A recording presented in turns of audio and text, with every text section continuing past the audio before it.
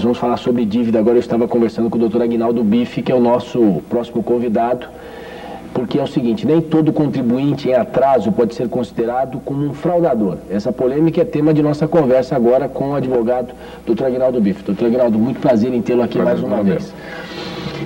Quer dizer, as pessoas têm que observar primeiro se elas devem realmente. O fato do governo denunciar uma dívida não significa que ela seja realista e verdadeira, né? Sem dúvida.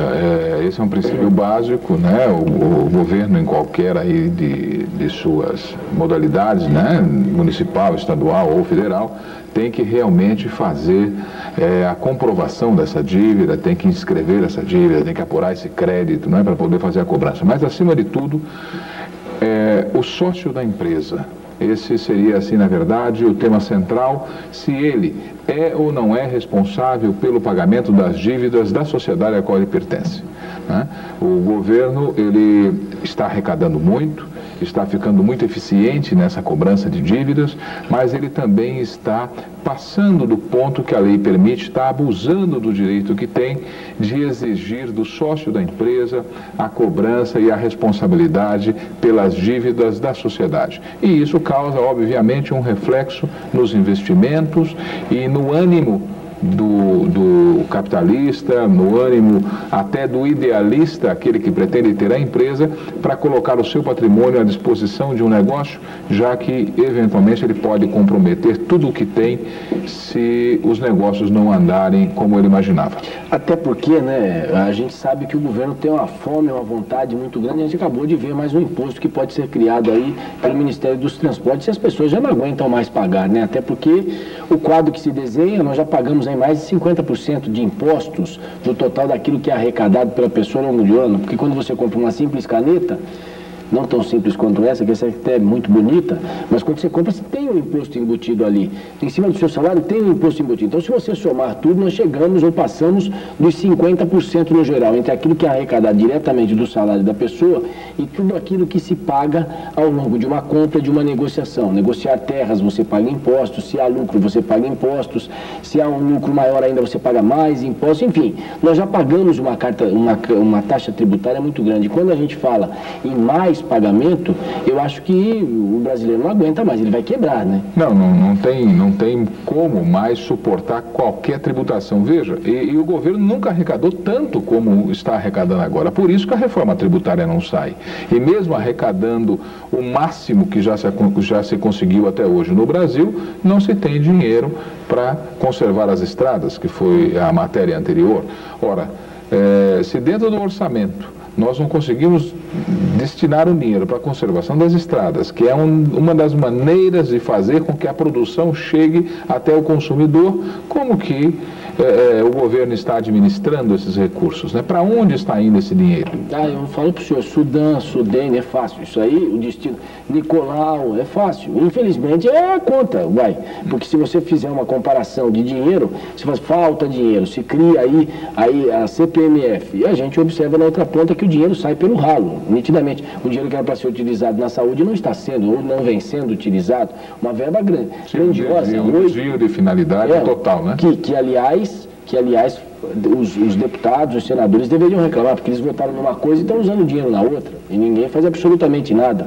Então, essas coisas é que não entram na cabeça. E aí é que não faltam argumentos para os advogados na hora de uma batalha judicial, né? Sem dúvida. Porque na hora que o senhor vai fazer uma batalha judicial, mas peraí, vocês querem cobrar? Onde é que está o dinheiro empregado? Eu tenho um amigo que é fiscal em São Paulo, no estado de São Paulo, do ICMS, e eles ganham bonificação por todo o volume de impostos arrecadados a mais. Uma parte da composição do salário deles advém dessa arrecadação bruta maior. E ele falou assim, nós nunca ganhamos tanto dinheiro, porque o Estado está arrecadando mais, porque hoje é muito difícil uma fraude. Aí vem a pergunta, quando existe a fraude, é culpa de quem? É culpa da má fiscalização ou da vocação das pessoas de darem o tombo no governo? Bem, eu entendo que não há essa intenção de dar, assim, esse tombo, de cometer uma fraude. O que existe, na verdade, muitas vezes brechas na lei. Brechas e, além disso, até falta de condições de se recolher e de se pagar tudo o que se tem aí de tributação. Né? Há necessidade de fazer uma diferenciação básica entre o contribuinte inadimplente e o contribuinte sonegador. Eu não faço nenhuma apologia e nenhuma proteção contra o contribuinte sonegador. Eu acho até que ele atrapalha o mercado, ele atrapalha a livre concorrência e prejudica a todos. Mas aquele contribuinte que, na verdade, não tem condições de pagar o tributo porque a carga está muito alta, ou então ele não consegue o dinheiro para pagar mesmo, porque ele não consegue o recurso necessário, pagar a folha de pagamento, sem dúvida, tem que fazer uma pergunta, até porque muitos tributos são pagos antecipadamente. Ele faz uma venda, tem que pagar o tributo sem muitas vezes ter o recebimento desse crédito, e ele tem que antecipar, ele financia o governo, antecipa isso, e quando ele não consegue esse recurso e ele deixa de pagar, ele está recebendo um tratamento da Fazenda Nacional, da Fazenda do Estado e da Fazenda Municipal, como se ele fosse um contribuinte sonegador que tivesse condições de pagar e propositadamente não fizesse o pagamento. E isso não pode acontecer, seja na hora da cobrança do tributo, seja na hora da cobrança das penalidades, ou seja na hora da responsabilidade pessoal do sócio perante essa situação. Qual é a situação hoje? Nós temos muitos devedores, porque o que a gente sempre ouve falar é que nós temos poucos devedores com muito volume de dinheiro. Isso é verdade? Não, veja bem, o maior volume devido, sim, está na mão de poucos. Mas na Esses verdade sejam os sonegadores, aqueles que não queiram pagar. Talvez sim, não se pode generalizar, mas provavelmente os grandes devedores são aqueles que tiveram mais condições de preparar a situação para deixar de fazer o pagamento. Mas não se pode generalizar. Mas existe muita gente ainda devendo. E o governo fez agora, o governo federal, há pouco, e deve inclusive reabrir, fez aí um programa muito grande de recuperação de créditos, o Refis, não é? Dando oportunidade, sim, o município está fazendo, está dando desconto aí para o pagamento, abatendo multa, abatendo aí correção monetária, porque não tem outra maneira. Tem que realmente resolver essa situação e colocar o contribuinte em condições de novamente exercitar a livre iniciativa, porque o que acontece é que o contribuinte, quando deixa de pagar e é uma empresa, ele na verdade está praticamente fora do mercado. Inscrevem-se nos cadastros aí gerais de inadimplentes, Cadim, Serasa e outros tantos, e ele deixa de produzir, deixa de gerar emprego e por consequência cai a arrecadação. Agora, como eu disse no início, a máquina administrativa, a máquina fiscalizadora está eficiente e cada vez produzindo mais. Só que ela não pode passar do limite. Ela não pode abusar do direito que ela tem de fazer a cobrança e exigir os pagamentos. E não pode também cobrar daqueles que pagam religiosamente mais, com mais força, com mais vontade, com mais fome, e não cobrar daqueles que não pagam, né? Porque senão fica uma minoria pagando o que todos deveriam pagar. Dúvida. Isso é o que acontece muito no Brasil, acontece, né? Inclusive na instituição do tributo, na hora de se fazer a avaliação de base de cálculo, de alíquota, isso é levado em consideração pelos legisladores, não é? Na hora de se calcular quanto deve se arrecadar no tributo, já se faz um cálculo maior, porque vai haver falta de pagamento, vai haver sonegação. Isso, na verdade, é um ciclo que não tem fim, não pode continuar. Agora, o senhor falou aí rapidamente de uma questão que é extremamente discutida, né? Que é a lei que poderia fazer uma reforma tributária, evitar um número grandioso de impostos que a gente tem, e esse número é um fator de complicação, porque a gente viu aí pelo Simples. Quando o Simples foi implantado, muitas pessoas entraram no mercado, abriram empresas e começaram a pagar impostos. Talvez o Simples seja um grande gerador de impostos pela essência que ele tem, que se contribui, eu não sou especialista, mas de uma maneira simples, como é o nome do próprio imposto. Sim. Então, o senhor acredita que se a gente tivesse uma reforma do ponto de vista jurídico, do ponto de vista legal, com leis que facilitassem absolutamente a todos e que colocasse todos de uma forma muito melhor para o próprio governo em relação à lei, a gente poderia ter uma ampla condição de ter os impostos pagos pela grande maioria? Veja bem, se nós falarmos em reforma tributária, é preciso ter cuidado em relação àquilo que existe hoje. Se for para fazer uma reforma tributária e complicar mais o sistema do que já existe, é melhor não fazer. O que existe hoje já é aí um arcabouço jurídico e legal enorme e que não precisa mais de nenhuma nova lei, não precisa mais de nenhum novo sistema de cobrança de tributos.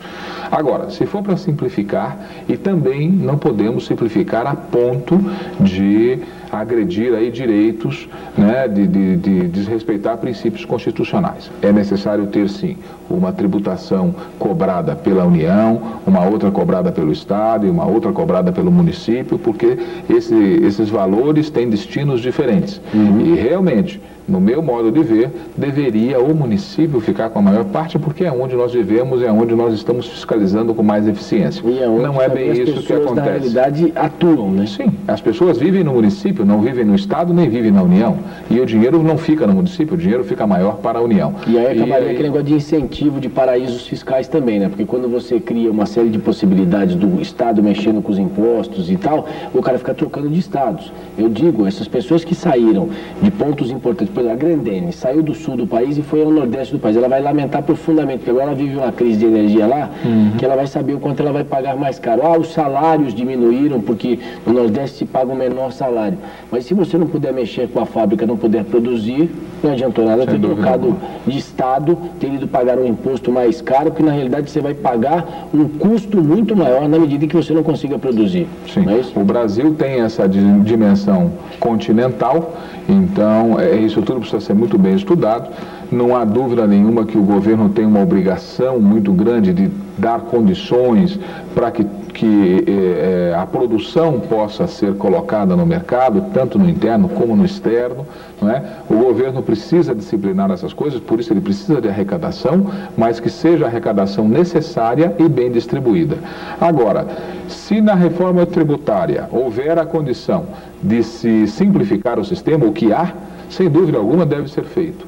O sistema brasileiro já foi melhor, hoje está muito ruim, está muito complexo, mas nunca se arrecadou tanto. Por isso, não vejo aí nenhuma perspectiva de mudança a curto prazo. E todo mundo fala que depende da vontade política, depende mesmo, os políticos não querem fazer a reforma. Não querem, né? Isso é absolutamente claro, porque se arrecada muito, a situação é cômoda, o governo tem uma máquina eficiente, exige arbitrariamente muitas vezes e ainda tem possibilidade do sistema atual de arrecadar e desviar os recursos, como é o caso da CPMF, como é o caso se criar esse novo imposto para as estradas. Quer dizer, tudo isso, na verdade, é uma maneira de se facilitar a arrecadação e o desvio aí da finalidade tributária. Para finalizarmos, quem entende que realmente deve, mas não deve aquilo que está sendo cobrado, deve proceder de qual maneira? Porque é aquele negócio, de repente o fiscal chega para fazer uma observação e põe lá um valor. Aquele valor é o valor que o fiscal entende como o valor que você acha que deve, é o valor que você acha. Existe um impasse ali. O que a pessoa, de qual maneira deve proceder? Bem, a pessoa deve, em primeiro lugar, se ela tiver inadimplente e criar condições de pagamento, ela deve procurar a Fazenda e fazer o pagamento, o parcelamento, aquilo que for necessário. E nesta hipótese não se pode falar em multa, isso é muito importante. O contribuinte que voluntariamente procura a fiscalização, denuncia que, olha, eu tive um problema financeiro, não pude pagar e estou aqui agora fazendo o pagamento ou o parcelamento, na verdade não pode incidir aí a multa, e todos eles cobram indistintamente. Outra situação é quando ocorre uma fiscalização e o contribuinte acha que aquela fiscalização está arbitrária, abusiva, ele deve buscar os seus direitos, tem todo o direito de discutir aí o processo administrativo antes de ir ao judiciário, fazer as suas provas. E outra situação bastante importante, quem tem que fazer a prova, na verdade, que o contribuinte deve e que ele cometeu alguma irregularidade é o fisco, e não o contribuinte fazer a prova que está correto. É o fisco que tem que fazer a prova que ele está com alguma situação de ilegalidade. Aí é a lei, né? O cidadão não é obrigado a se incriminar. Sem dúvida alguma. E aí ele deve, então, exercitar o seu direito e esgotar todas as possibilidades que ele tiver para a sua defesa.